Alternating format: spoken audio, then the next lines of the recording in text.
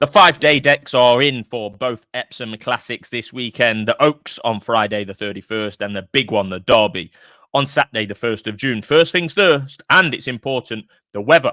Epsom has had a pretty much unforecast downpour on Sunday morning with 7.6 mil falling then and a further 1 mil later in the day on Sunday. So that's 8.6 mil total rainfall over the weekend and possible further rain showers forecast pretty much every day this week. It's an uncertain forecast to say the very least.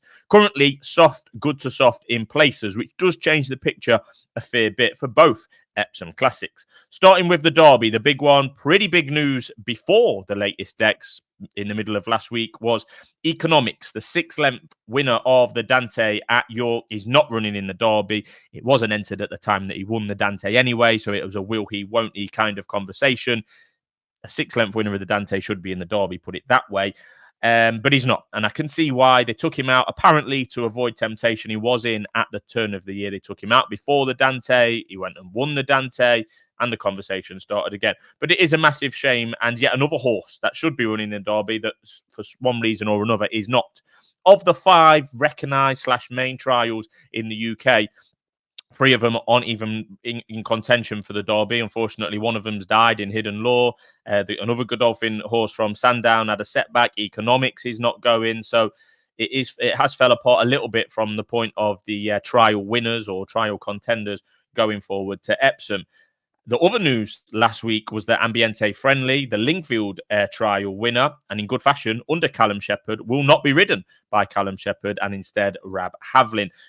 I, like many, I just don't get it. I mean, this Ambiente Friendly is a bit of a quirky horse anyway. He pulled for 2 or 3 furlongs to start with at Lingfield the other week. He obviously takes some getting to know.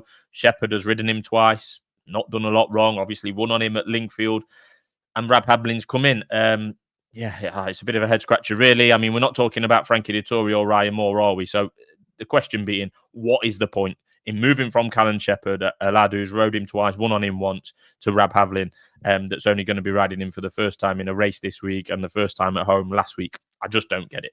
There is 20 in the Derby as of Monday at the 5-day deck stage. That will be trimmed, of course, when a few of them come out. Aidan O'Brien's got a few in there that will inevitably come out. The maximum field is actually 20. I'm not saying we're going to get there, but it could be a big-ish field. The 10-year average for the Derby is 14.5 runners. The Aidan O'Brien runner average over the last 10 years is 4.3. He's got 6 in there at the moment. He may race 3 or maybe 4 of them. And we know which one is the most hyped one of those. And on Monday morning, Abdullah Al-Mansouri and Tom Clover, I think, had a bit of a rush of blood to the head when they paid £75,000 to supplement a horse called Table Talk, who achieved an RPR of about 86 for his maiden win at Chelmsford on May the 9th. He's only had 2 starts. I've got no idea what they're doing here. 75 grand. It's a lot of money to spend to get into the Queen's Enclosure at Epsom, because that's pretty much all they're going to get from this day out. Mr. Mansouri actually now has 2 entered in the Derby at this stage, one with Richard Hughes and Table Talk. Like I say, they're both over 100 to 1 or 150 to 1 each.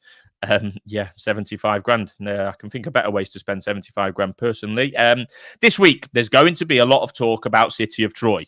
That is obvious. He's been the talk of the town for many a month. He's the 9-4 favourite, City of Troy, for the biggest race of the season, but I am dead against him. I couldn't have City of Troy as a Derby horse 6 months ago, and I certainly can't have him as a Derby horse now, following a lamentable performance in the 2,000 Guineas where he was 4-6 and finished 9th of 11. There was no excuses there. It was very disappointing. Forget the hype. Forget the fact that he's trained by Aidan O'Brien, who's won the Derby 9 times. Forget how tall he is. Just let's go on the evidence that we've seen with our eyes so far. City of Troy was sensationally quick last year, over 7 furlongs, racing predominantly at the front or prominently throughout his juvenile career. That couldn't be much further away from what you need at Epsom.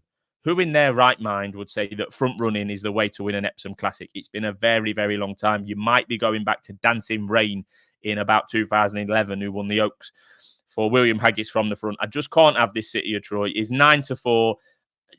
I'm lost for word. The only caveat that there is with the City of Troy argument, and I'm anti City of Troy, is that the race could fall in his lap a little bit. He was obviously clearly talented as a juvenile, but with those contenders that have won trials that aren't running in the Derby, there's not that much competition at a high level for City of Troy. I think he's going to be the only Group 1 winner in the field, possibly with Ancient Wisdom as well. Now the ground softened up. I'm just dead against City of Troy. I just can't have him. He was all pace last year. He was all speed, sensational, absolutely brilliant as a juvenile. But that doesn't mean that he's a Derby horse. I've never thought he's a Derby horse, and I certainly don't now. I'm dead against him, and I think he might well make the market. On to the Oaks, 15 runners at this stage, and covered in our runner-by-runner guide that I recorded with SD on Sunday night. With rain about, I fancy Forest Fairy, and I'm waiting for the final decks with Dermot Wells, Azalea lurking in the market. Will she, won't she run kind of category. And SD has put up the Lingfield trial winner, You Got To Me, at 12-1. Both my fancy, Forest Fairy, that I haven't put up officially yet, and You Got To Me, which is SD's fancy, both trying bet by Ralph Beckett, who could well have a big week, particularly in the Oaks. Plenty to look forward to this week on races now. Monday night, a runner-by-runner guide with SD on the Derby and myself. And Thursday night with the usual Saturday preview. And for those that are that way inclined, we're going to be doing a full preview of Hexham's excellent jumping card on Derby Day with Hexham's biggest fan, SD. So keep it here on races now, and good luck.